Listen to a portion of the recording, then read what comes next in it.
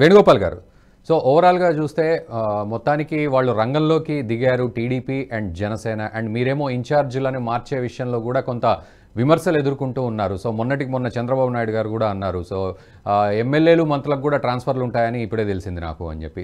మరి ఆ విమర్శలు వస్తున్నాయి, బట్ ఇవి విమర్శలా లేకపోతే వ్యూహాత్మకంగా మీరు వేసే అడుగులు వేస్తున్నప్పుడు ఇలాంటివి వస్తూ ఉంటాయంటారా? ఎలా ముందుకెళ్తున్నారు? రఘు గారు, మీకు అదేవిధంగా తెలుగుదేశం పార్టీ నాయకురాలు జోష్నా గారికి, జనసేన నాయకులు జయరామ్ గారికి, ఎన్హెచ్టీవీ ప్రేక్షకులకి అందరికీ నా నమస్కారం. నమస్తే రఘు గారు, మీరు అడిగిన దానికి ప్రశ్న సమాధానం చెప్తాను. ఆ తర్వాత జోష్నా గారు అడిగిన దానికి, జయరామ్ గారు అడిగిన దానికి కూడా సమాధానం చెప్పాలి. నాకు అవకాశం ఇవ్వండి. ఇప్పుడు వీళ్ళు పవన్ ఇంటికి చంద్రబాబు నాయుడు ఇంటికి పవన్ తిరిగినంత మాత్రాన ఇక్కడ 170 సీట్లు జగన్మోహన్ రెడ్డి దగ్గర ఒక్క సీటు కూడా వీళ్ళు లాక్కోలేరు. ఎందుకంటే ఈ రోజు జగన్మోహన్ రెడ్డి గారు ఒక సిస్టమేటిక్ గా పోతున్నారు. ఏదైతే 18 సీట్ల నుంచి 67 సీట్ల నుంచి 151, 151 నుంచి 175 స్టెప్ బై స్టెప్ పోతున్నారు. వీళ్ళ పరిస్థితి ఏమంటే పవన్ కళ్యాణ్ 15 సంవత్సరాలుగా పల్టీలు కొట్టిన ఒక ఎమ్మెల్యే కాలేదు. చంద్రబాబు నాయుడు పొత్తులతో పోకపోతే కనీసం ఒక పార్టీ నిలుపుకునే పరిస్థితి కూడా లేదు. ఇది వీళ్ళ పరిస్థితి. వీళ్ళేది జగన్మోహన్ రెడ్డి గారిని బెదిరించేది. ఇంకో విషయం ఏమంటే, మేము ఈ రోజు జనాల్లో ఏదైతే హామీలు ఇచ్చామో హామీలు ఇప్పుడు కూడా కట్టుబడి ఉన్నాం. మా ప్రతి ఒక్కరి దగ్గర మేనిఫెస్టోలు కూడా ఉంటాయి. ఈ రోజు జగన్మోహన్ రెడ్డి గారు 99% ఏదైతే ఇచ్చినవి హామీలు అమలు చేయడం జరిగింది. అదే విధంగా ఎవరైతే లబ్ధిదారులు ఉన్నారో వాళ్ళకి 80% ఈ రోజు లబ్ధిదారులకు అందడం జరిగింది. వివిధ ప్రోగ్రాం ద్వారా ఏదైతే గడప గడపలకు పోయి ఎవరైతే రాలేదో వాళ్ళకి వచ్చే విధంగా ఈ రోజు ఎమ్మెల్యేలు కానీ, సర్పంచ్లు కానీ, ఎంపీటీసీలు కానీ, జెడ్పీటీసీలు కానీ, కౌన్సిలర్ కానీ, కార్పొరేటర్ కానీ తిరిగి ఈ రోజు ప్రజలకు పోయి ఇదో ఇది మేము చేశాము, ఇదో మా ప్రభుత్వంలో ఇది చేశాము, చంద్రబాబు నాయుడు ప్రభుత్వంలో ఏమి ఇచ్చాడు హామీలు ఆ రోజు 2014లో చూసాము. ఆ చంద్రబాబు నాయుడు గారు అదే విధంగా జనసేన, బీజేపీ ముగ్గురు కలిసి మేము ఈ ఇచ్చే హామీలకు మేము ఒకరు బాధ్యులై ఉంటామని చెప్పి రైతు రుణమాఫీ 87,614 కోట్లు అన్నారు. దాంట్లో కనీసం 14,000 కోట్లన్నా తీర్చగలిగారా? అదే విధంగా డ్వాక్రా రుణాలు మాఫీ అన్నారు. డ్వాక్రా రుణాలు ఏమైనా మాఫీ చేయరా? అంతకుముందు సున్నా వడ్డీ రద్దు నుంచి దాన్ని సున్నా వడ్డీ ఇస్తా ఉన్నారు. దాన్ని 2016 మేలో చంద్రబాబు నాయుడు వచ్చి దాన్ని రద్దు చేయడం జరిగింది. ఇంటికి ఒక ఉద్యోగం అన్నాడు. స్వయంగా పవన్ కళ్యాణ్ చెప్పాడు, ఇంటికి ఎవరికి ఒక ఉద్యోగం లేదు, చంద్రబాబు నాయుడు కొడుకు మాత్రం 2 ఉద్యోగాలు ఇచ్చాడు, ఒక మినిస్టర్ ఒక ఎమ్మెల్సీ అని చెప్పి విమర్శించడం జరిగింది. ఎన్టీఆర్ సోదరి స్రవంతి నీరు అన్నారు, మినరల్ వాటర్ అన్నారు, అది లేదు. స్పెషల్ స్టేటస్ అన్నారు, అది లేదు. అదే విధంగా వైజాగ్ స్టీల్ ప్లాంట్ అన్నారు, అది లేదు. అదే విధంగా సౌత్ కోస్ట్ రైల్వే జోన్ అన్నారు, అది లేదు. రాష్ట్ర విభజన అసలు ఏం లేదు.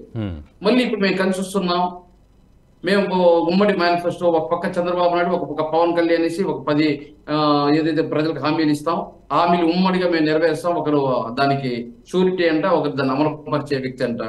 ఇంకా ప్రజలు వీళ్ళకంటే వీళ్ళు ఒక భ్రమలో ఉన్నారు. మనం చెప్పేది ప్రతి ఒక్కసారి ప్రజలు నమ్మే పరిస్థితిలో ఉన్నారని భ్రమలో ప్రజలు వీళ్ళు మెట్టున్నారని అర్థం కావట్లేదు ఇంకా వీళ్ళకి. ఈ రోజు జగన్మోహన్ రెడ్డి గారిని దుమ్మెత్తిపోస్తున్నారే మీడియాలోకి వచ్చి 175 నియోజకవర్గాలు ఆయన కైవసం చేసుకోవాలనుకుంటున్నారు, ప్రతిపక్షం ఉండకూడదని. ఈ రోజు మంచితో, ఈ రోజు సంక్షేమం 2,000 కుటుంబాలకి 2,000 ఇళ్లకి ఒక సచివాలయం పెట్టి ఈ రోజు వాళ్ళకి పెన్షన్ కావాలన్నా, వాళ్ళకి ఇల్లు కావాలన్నా, వాళ్ళకి ఏ సంక్షేమం కావాలన్నా, విద్య, వైద్యం అన్నిటికీ సదుపాయం కలిగే విధంగా అక్కడే ఇక్కడ ఇప్పుడు ఆర్బికే సెంటర్లు, లైబ్రరీలు, వైఎస్ఆర్ క్లినిక్ లాంటివి ఏర్పాటు చేశాడు. మీరు గతంలో ఏదైనా ఇలా చెప్పుకోవడానికి ఏమన్నా ఉన్నాయా? కాబట్టి మేము 170 అడుగుతున్నాం. ఈ రోజు అభివృద్ధిలో జిఎస్డిపిలో 11.48%, ఇప్పుడు 12%. ఏదైనా మీ తెలుగుదేశం ప్రభుత్వంలో వచ్చిందా? అదే ఈజీ బిజినెస్ గత 4 సంవత్సరాలు ఫస్ట్ ప్లేస్ వస్తుంది, వచ్చిందా? ఈ రోజు సంక్షేమంలో గాని, అభివృద్ధిలో గాని జగన్మోహన్ రెడ్డి గారు ప్రజలకు ఏ విధంగా చేయాలో చేస్తూ ముందుకు పోవడం జరుగుతుంది.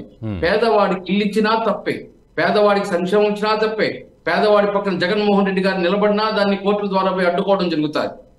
ఈరోజు పెత్తందారులకు మీరు ఇల్లు ఇవ్వచ్చు, వాళ్ళకి ఎకరాల భూములు కేటాయించు, అది మాత్రం ప్రశ్నించకూడదు జగన్మోహన్ రెడ్డి గారు. పేదవాడికి సెంటు భూమి ఇస్తే మాత్రం వాడికి సెంటు భూమి ఇవ్వకూడదు. ఈ రాజధానిలో ఉండకూడదు, ఇక్కడ వాళ్ళు ఉండకూడదు. ఇక్కడ తిరుపతి పరిసర ప్రాంతాల్లో కూడా ఫ్లాట్ ఇస్తే దాని పేరు కేసులు వేశారు. మీరు అన్నదానికి ఆబ్జెక్ట్ చేస్తున్నారు. పేదవాడికి ఇల్లు ఇవ్వకూడదు, పేదవాడికి సంక్షేమం ఇవ్వకూడదు, పేదవాడి ఓట్లు మాత్రం కావాలి వీళ్ళకి. జగన్మోహన్ రెడ్డి గారు అదే అడుగుతున్నాడు.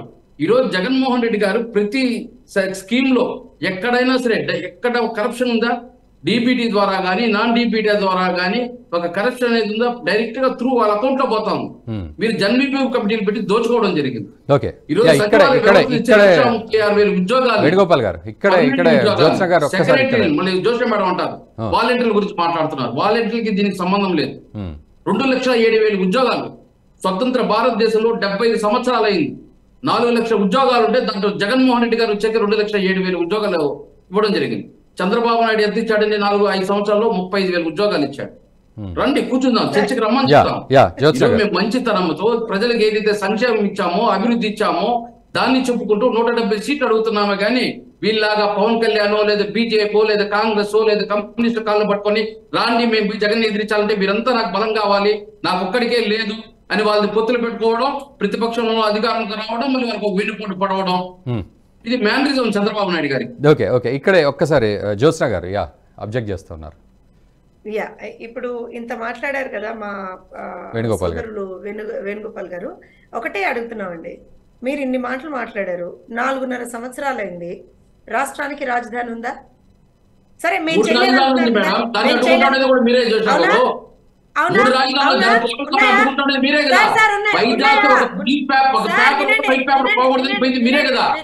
వినండి వినండి వినండి సార్, మేము అమరావతిలో ఏదైతే భూములు ఇచ్చే పేదవాడికి ఆడ అడ్డుకునేది కూడా మీరే కదా. వినండి వినండి వేణుగోపాల్ గారు ఫస్ట్ వినండి. మీరు మాట్లాడిన సేపు నాకు అబ్జెక్షన్ ఉంటే రేజ్ చేశాను. నేను మాట్లాడినప్పుడు మీరు వినండి. జయరామ్ గారు ఒక్క నిమిషం వినండి వినండి వినండి సార్. ఇప్పుడు ఒక విషయం చెప్తానండి. విశాఖపట్నానికి మీరు రాజధాని తరలిస్తున్నారా అని కోర్టు అడిగితే లేదండి, మాకు ఆ ఉద్దేశం లేదండి, మేము కేవలం అక్కడ అష్టాచమ్మ ఆడుకోవడానికి మాత్రమే మేము అక్కడ భవంతులు కట్టుకున్నామని చెప్పారండి. మీరు కోర్టులో ఏం చెప్పారు సార్? కోర్టు అడిగినప్పుడు మరి మీరు ఎందుకు చెప్పలేదు సార్? ఇక్కడ విశాఖలో పరిపాలనా రాజధాని పెడుతున్నామండి, yes we are going for the capital in Visakhapatnam అని ఎందుకు చెప్పలేదండి? విశాఖపట్నంలో మేము పెడుతున్నాం అన్న వాళ్ళు. అలానే మీరు 3 రాజధానుల గురించి మాట్లాడుతున్నారు. ఆగండి ఆగండి ఆగండి, ఇంకో ప్రశ్న కూడా నేను అయ్యాక చెప్పండి. అమరావతి కూడా ఒక రాజధాని కదండి మీ దృష్టిలో. మరి అమరావతిలో మీరు ఏం చేశారు సార్? అమరావతిలో ఒక కిటికేశారండి? రాష్ట్ర వ్యాప్తంగా ఎక్కడన్నా సరే 1 కిలోమీటర్ రోడ్డు మీరు వేసి చూపించండి సార్. ఇవన్నీ మాట్లాడితే మాత్రం తప్పైపోతుంది. ఇవాళట జనసేన టీడీపీ పొత్తులు వస్తున్నాయని మీకెందుకు భయం? రైట్, మేము పొత్తులతోటే వస్తామేమో, మీకు భయం ఎందుకు? మొన్నటి వరకు లేదండి. వినండి సార్ రైట్ తెలుసు. అందుకే ఇవాళ రోజున అవునవును అందుకే మొన్నటి వరకు సిట్టింగ్ లెక్కే సీట్లు అని చెప్పి ఇవాళ మారుస్తున్నది మేమేం కదా.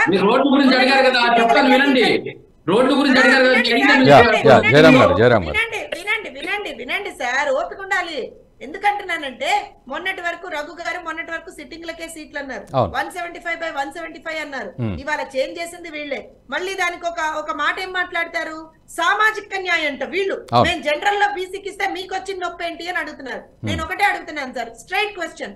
రాయలసీమ ప్రాంతంలో 40 సీట్లు జనరల్ ఉన్నాయండి, 40 సీట్లు. అందులో వీళ్ళు 32 సీట్లు ఒకటే సామాజిక వర్గానికి ఇచ్చారు. ఒకటే సామాజిక వర్గానికి 32. నేను ఒకటే అడుగుతున్నా, స్ట్రైట్ గా క్వశ్చన్. ఈ 40 సీట్లలో ఎన్ని మీరు బీసీలకు ఇస్తారు చెప్పండి? ఎన్ని ఇస్తారు బీసీలకి? అంతెందుకు సార్, జగన్మోహన్ రెడ్డి ఎక్కడి నుంచినా గెలుస్తాడుగా, ప్రజలకు అంత సంక్షేమం చేశాడని అంటున్నారుగా, ఎక్కడి నుంచినా గెలుస్తాడుగా జగన్మోహన్ రెడ్డి. వినండి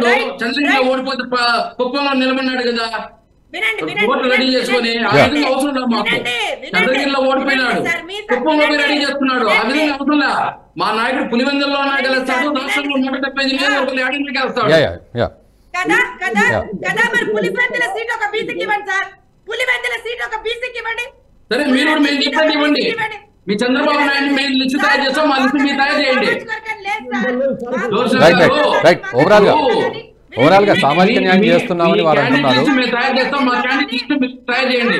మరి మీరు ఎందుకు మాట్లాడుతున్నారు? ఎవరు మాట్లాడుతున్నారు? మేము క్యాండిడేట్ మార్చుకోవడం అది మా బలాలు. మేము వేరే పార్టీతో ఒకసారి జయరాం గారి మాట విందాం. ఒకసారి జయరాం దుమ్మెత్తిపోసాడు.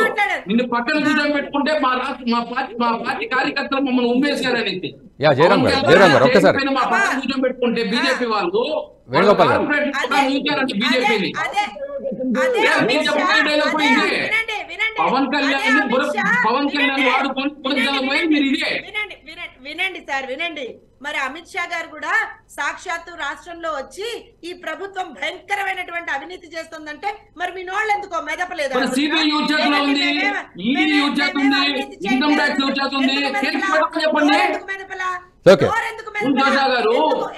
మీ అమిత్ షా చెప్పండి, సిబిఐ ఉంది కదా ఆయన, మన చేత ఈడీ ఉంది కదా, ఇన్కమ్ ట్యాక్స్ ఉంది కదా అని. అవును, 14 పొత్తులు ఇస్తూ ఉన్నారు, 14 పొత్తులు ఉన్నారు. మళ్ళీ ఇప్పుడు 24 పొత్తుల కోసం ఎవరు వెళ్తున్నారు? పొత్తులు ఏం కోసం వెళ్తున్నారు? పవన్ కళ్యాణ్ మీడియేషన్ పెట్టుకొని బీజేపీతో పొత్తుల కోసం పోరాటం చేస్తున్నది ఎవరు? మేం చేస్తున్నామా, మీరు చేస్తున్నారా? మాకేం సంబంధం?